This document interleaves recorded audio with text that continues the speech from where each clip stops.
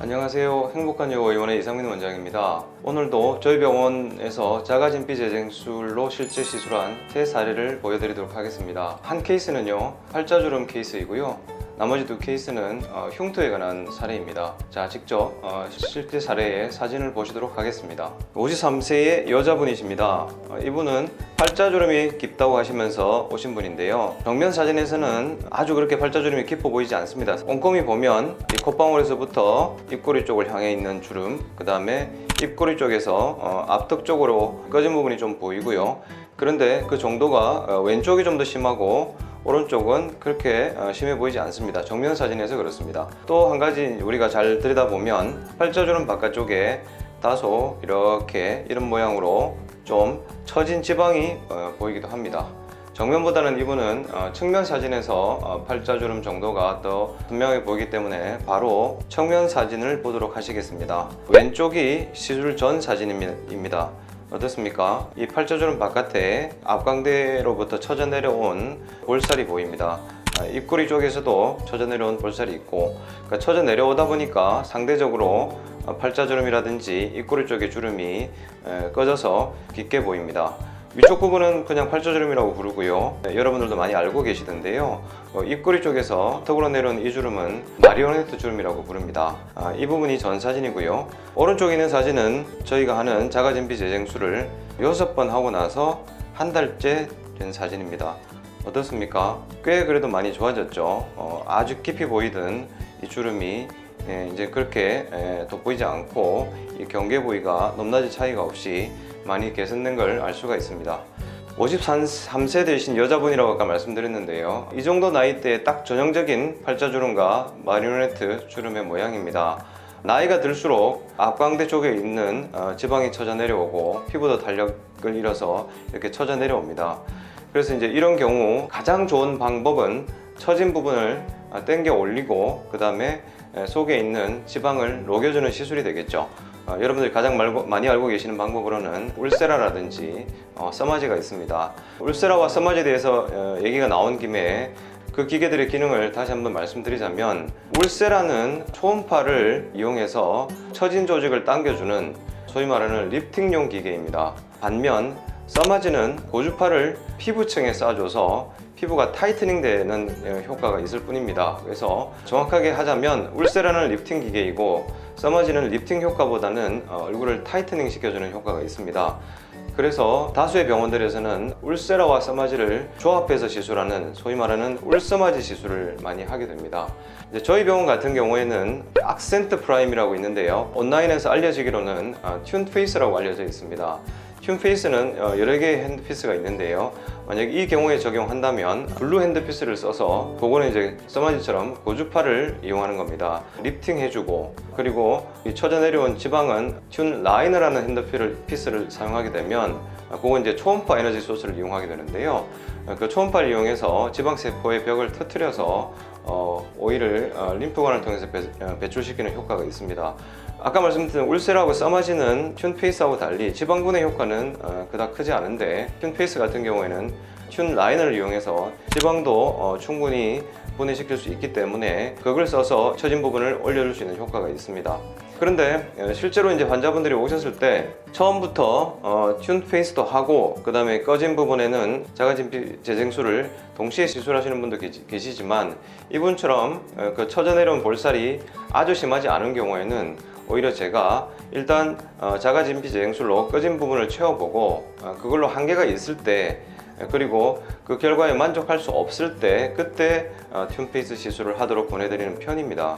다시 한번 사진을 보시게 되면 처져 내려왔던 볼살이 어떻습니까? 여기는 양이 상당히 많아 보이고, 그 다음에 여기 주름이 깊다 보니까 어두운 음영으로 나타나는 그늘진 부분이 많이 있었는데요. 피부 꺼진 부분이 자가진피 재생술로 채워짐에 따라서 위쪽에 처져 내려왔던 지방이 볼륨감이 훨씬 적어졌습니다. 마치 리프팅을 같이 시술한 그런 형태의 결과를 가져왔습니다. 그러니까 이 경우는 아까 말씀드린 것처럼 튠페이스와 자가진피 재생술을 처음부터 같이 하지 않은 것이 올바른 선택이었다고 할 수가 있습니다.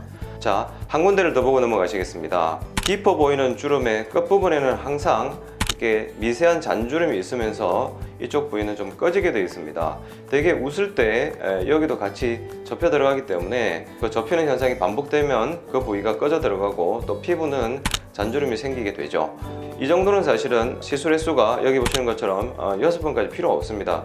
되게 이 부분만 따로 놓고 만약에 시술을 하신다면 대부분 한 3번 정도의 시술이면 충분히 이런 정도의 모양을 만들어낼 수가 있습니다. 그래서 여기서 말씀드리는 총 6회 시술이라는 것은 아까 말씀드렸던 처져내렸던 볼살을 리프팅하는 시술을 하지 않고 그대로 둔 상태에서 그 높이 차이를 갖다가 맞추는데 필요했던 시술입니다.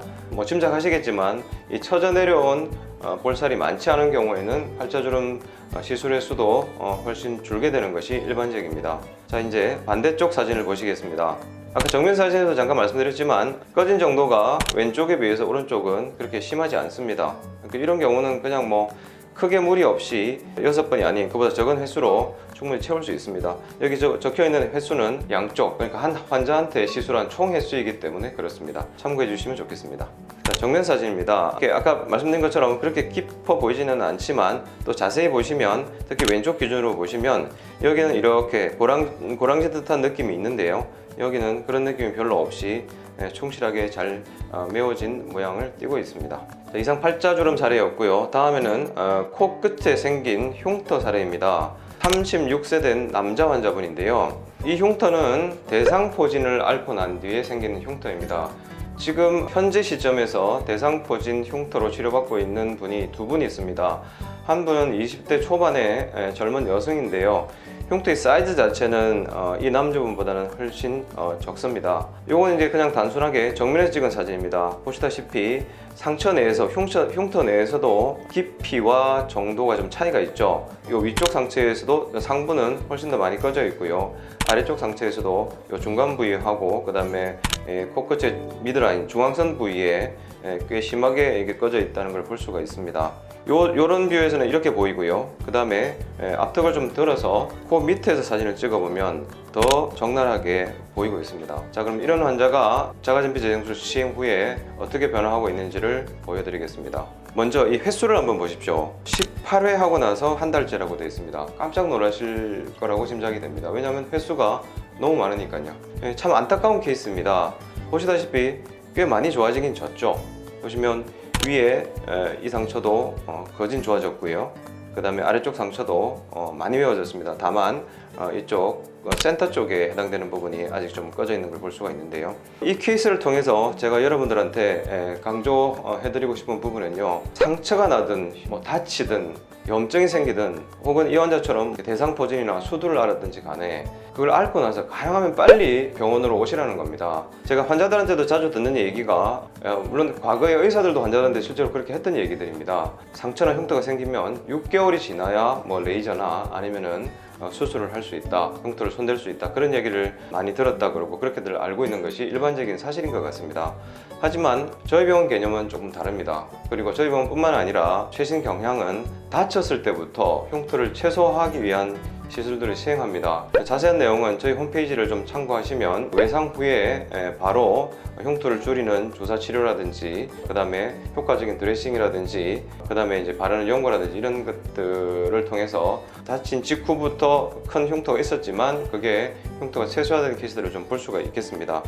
어쨌든 이분은 6개월이 훨씬 지난 상태에서 오셨습니다. 근데 자, 보시면 흉터만 있는 게 아니라 이렇게 피부 색깔 자체가 주변하고 달리 검붉은 색깔을 띱니다. 이렇게 다치거나 아니면 염증을 앓고 나면 색깔도 변하죠. 대표적으로 여러분이 알고 계시는 것들이 여드름 흉터에 해당됩니다. 여드름 흉터도 염증을 앓게 되면 빨갛게 되고요. 그 다음에 그 염증이 가라앉고 난 뒤에는 어떻습니까? 약간 검붉게 변하고 그 다음에 이제 시간이 지남에 따라서 서서히 더 꺼지게 됩니다. 그리고 조직이 더 질겨집니다. 이 환자도 6개월이나 훨씬 지난 상태에서 왔기 때문에 이미 꺼졌습니다. 많이 꺼졌습니다. 그리고 이 피부도 굉장히 질긴 조직, 그러니까 탄성도 떨어지고 그 다음에 콜라겐이 존재하긴 하지만 그거는 이렇게 좋은 기능을 할 수 있는 콜라겐이 아닙니다. 그런 상태로 변해버린 겁니다. 근데 만약에 이분이 대상포진을 앓고 나서 초기에 저한테 오셨다면 할 수 있는 방법이 되게 많았습니다. 그러면은 시술 횟수가 적게는 3회 혹은 많게는 5회 정도로도 충분히 재생될 수 있는 케이스였습니다. 왜 그런가 하면은요, 다치거나 염증을 앓은 상태 그 직후에서는요, 그렇게 많이 꺼져 있는 상태가 아닙니다, 사실. 그리고 피부도 그렇게 질겨져 있지 않습니다. 그냥 이렇게 좀 염증이 있고 이렇게 여린 상태로 있기 때문에 그런 경우에는 꺼지기 전에 바로 자가진 비재생술 기준으로 말씀드린다면, 다른 시술은 또 경우에 따라서 할 수도 있고 안 할 수도 있지만요, 하면은 저희가 하는 가스를 넣거나 아니면 주사를 넣을 때 훨씬 수월하게 들어갑니다. 그래서 금방 조직이 차오를 수 있는 조건이 됩니다. 근데 시간이 지나면서 조직이 아주 질겨지고 치밀해지면 가스도 잘 안 들어가고 그 다음에 주사도 잘 안 들어갑니다. 넣었을 때 물리적으로도 잘 부풀어 올라와 주지가 않습니다. 딱딱하기 때문에요. 그리고 콜라겐 재생 기능도 현저하게 떨어집니다. 제가 이제 가스나 주사를 넣을 때 이렇게 느껴보면은요, 이렇게 이제 이미 질겨져 있는 조직에도 처음에 주사를 넣을 때는 진짜 잘 안 들어갑니다. 그리고 가스나 주사를 넣었을 때 부풀어 오르는 정도가 굉장히 미약합니다. 근데 이제 치료를 거듭할수록 가스도 그렇고 주사도 그렇고 훨씬 수월하게 들어가고 그 다음에 조직이 부풀어 오르는 정도가 훨씬 더 점점 좋아지는 그런 양상을 보이고 있습니다. 그러면 이 상태에서 또 궁금증을 가질 수 있는 부분이, 그럼 몇 번이나 더 해야 될지, 경험상 볼 때 3번 정도 더 하면은 충분히 되지 않을까 싶습니다. 그러면은 이제 꺼진 부분들은 충분히 올라올 거고요. 그 다음에 저희가 이제 이 환자한테 해드려야 될 시술은 색깔을 돌리는 거죠. 뭘로 할 수 있냐 그러면은 저희 병원에 있는 XRV 레이저 같은, 그러니까 홍조를 치료할 수 있는 레이저를 쓸 수가 있습니다.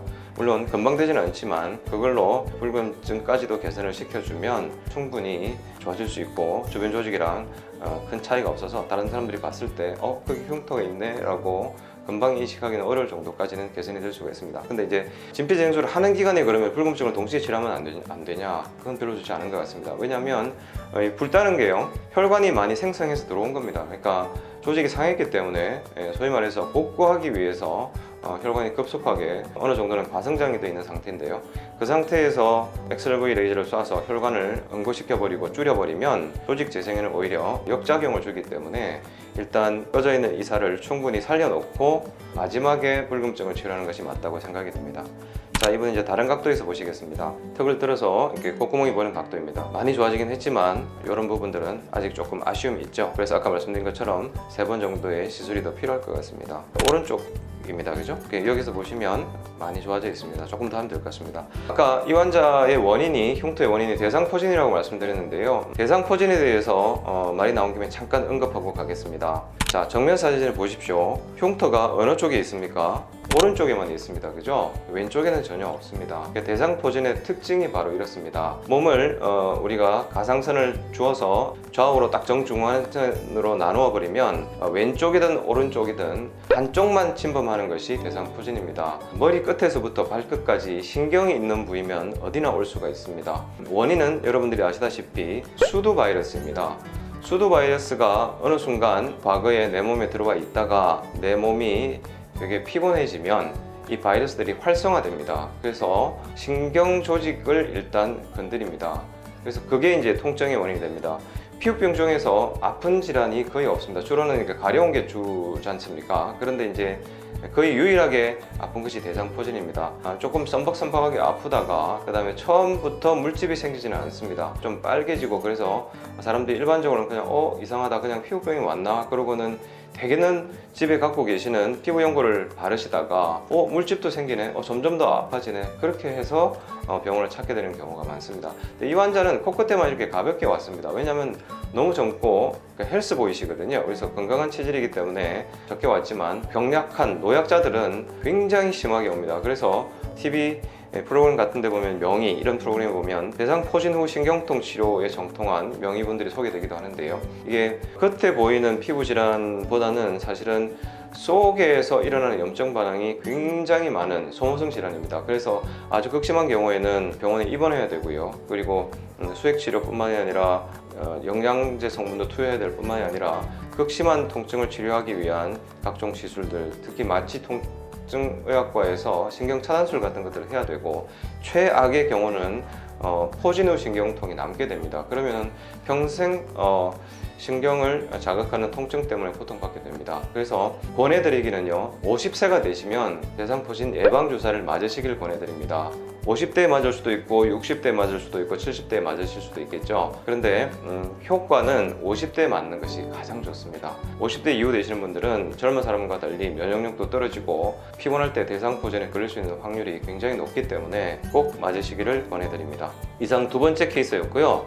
마지막 케이스는 어릴 때 다쳤고 그래서 병원에서 꿰맸는데 이렇게 꺼진 흉터가 보이는 케이스입니다. 어떻게 보면 사소한 케이스일 수도 있는데 이분한테는 굉장한 스트레스 요인이 됐습니다. 이제 보시면 나이가 47세 여자분입니다. 이렇게 되면 아까 53세 여자분처럼 이분은 그렇게 이제 살이 많은 분은 아니지 않습니까? 보시다시피 이런 처짐의 변화가 생깁니다. 팔자주름도 좀 처졌죠. 그 다음에 이제 광대 밑에 있는 이쪽 측면 쪽 뺨은 오히려 꺼집니다. 그 다음에 요 마리엣 주름이 형성이 되는데요. 그건 이제 이 부분에 지방층이 또 처져 내려오기 때문에 그렇죠. 그러니까 이렇게 처지게 되면요, 밑에 반드시 꺼지는 부위가 생겨서 꺼짐으로 보이거나 혹은 주름처럼 보이게 되는 경우가 생깁니다. 근데 이 환자도 이게 처져 내려옴에 인해 갖고 이 꺼진 부분이 더 돋보이게 되는 거죠. 그러니까 젊었을 때는 그렇게 스트레스를 안 받고 계시다가 이게 나이가 들면서 이런 변화들이 오니까 더 꺼져 보여서 병원을 찾게 된 케이스입니다. 이게 바로 전후 사진을 보시겠습니다. 6번 하고 나서 2달째 찍은 사진입니다. 울퉁해져 보였던 부분들이 이제는 거의 편평한 상태로 돌아왔습니다. 아까 대상 포진에서도 제가 말씀드렸는데요. 이 환자도 만약에 그때는 그런 시술이 없었죠. 없어서 받을 수도 없었겠지만 만약에 지금 현재 다쳤고 다친 지 얼마 안 된 상태에서 오셨다면 6번까지는 필요 없었을 겁니다. 그렇지만 이미 몇십 년 된 흉터이기 때문에 살이 질길 대로 질겨져 있고, 그리고 특히 요 이제 턱선 부분은 피부가 되게 얇은 부위입니다. 일반적으로 자가진피 재생술을 시술했을 때요, 흉터나 주름이 얕고 그 다음에 사이즈가 작을수록 빨리 좋아질 것이고요, 반대로 깊거나 큰 경우는 횟수가 많이 필요하겠죠. 또 이제 나이를 기준으로 말씀드리자면 젊은 사람이 훨씬 빨리 좋아집니다. 당연하겠죠. 재생 능력이 좋으니까요. 또 한 사람의 얼굴을 놓고 본다면요, 피지샘이라든지 그 다음에 모공 같은 것들이 많이 발달되어 있는 그 부위가 콜라겐을 재생할 수 있는 능력이 풍부하기 때문에, 뛰어나기 때문에 빨리 좋아지는 반면 귀 앞이라든지 입 주변이라든지 눈가라든지 이런 턱선에 있는 피부들은요, 콜라겐 재생 능력이 현저하게 떨어집니다. 그래서 횟수가 일반적으로 많아지게 되는 그런 경향이 있습니다. 마지막으로요, 제가 한 가지 말씀드릴 게 있는데요, 아까 대상포진 케이스도 마찬가지였고요, 이런 케이스도 마찬가지고, 자가진피 재생술이 아닌 걸로 어떤 방법으로 치료가 가능할까요? 생각해보면은 마땅한 방법이 없습니다. 흔히 이제 많이 하는 게 프락셀 레이저 많이 하죠. 이제 프락셀 레이저는 그야말로 1064나노미터 정도의 레이저 파장을 이용해 갖고 피부에 미세한 홀을 뚫어서 가벼운 상처 후에 조직이 재생되는 특징을 이용해서 재생을 시키는 흉터를 치료하는 그런 원리인데요, 그닥 그렇게 효과가 없습니다. 특히 이제 이 경우나 아까 그 경우처럼 꺼져 있으면서 유착이 심한 경우에는요, 바깥에서 치료를 갖다가 하는 방법만 갖고는 절대 그게 올라올 수가 없습니다. 그런 경우에는 전에도 한번 다른 영상에서 말씀드린 적이 있는데요, 특수 바늘을 이용해서 유착되어 있는 부분을 어떻게든 끊어줘야 됩니다. 그래서 그 유착을 풀어놓고 그 공간에 이렇게 필러를 넣든 아니면 지방을 넣든 아니면 요즘 나오는 여러 가지 종류의 스킨 부스트를 넣어서 다시 달라붙지 않게 만들어 놓은 상태에서 그 다음에 이제 피부 자체를 재생시키는 시술을 해야 됩니다. 근데 말씀드린 것처럼 이렇게 프락셀을 이용한다라든지, 그 다음에 프락셀 대용으로 요새는 이게 니들 RF라는 게 있는데요, RF는 고주파를 이용하는 겁니다. 그래서 끝이 아주 날카롭지는 않은 여러 개의 바늘이 달린 팁을 피부 표면에 대고 고주파를 흘려주면 그 고주파 에너지가 또 콜라겐 재생을 유도하는 그런 특징이 있습니다. 그런 걸 쓰긴 하지만 실제로 그걸로 이렇게 만족할 만한 결과를 얻기는 굉장히 어려운 것 같습니다. 그래서 저는 자가진피 재생술을 시술할수록 주름에도 그렇고 이런 흉터에도 그렇고, 이게 현재까지는 물론 더 좋은 방법이 나와야 되겠지만요, 어떻게 보면 유일무이한 방법이 되지 않을까 생각이 됩니다. 그래서 마지막으로 딱 한 가지만 말씀드리겠습니다. 저도 마찬가지입니다. 시술을 6번이나 해야 돼? 한 번이 안 될까? 그 다음에 아까 그 코 환자 같은 경우에는 18번이나 해야 돼? 그렇게까지 해야만 되나? 다른 방법은 없나? 생각하실 수 있는데요, 제가 감히 말씀드립니다. 다른 방법은 별로 없습니다. 그나마 자가진피 재생술은 횟수가 좀 많이 걸리는 경우가 있기는 하지만 조금 길게 보신다면 다른 어떤 방법으로도 해결해 드릴 수 없는 자기만의 컴플렉스에 해당되는 주름이나 흉터를 치료할 수 있다는 말씀을 강조해서 드리고 싶습니다. 이상 행복한 여의원의 이상민이었습니다. 감사합니다.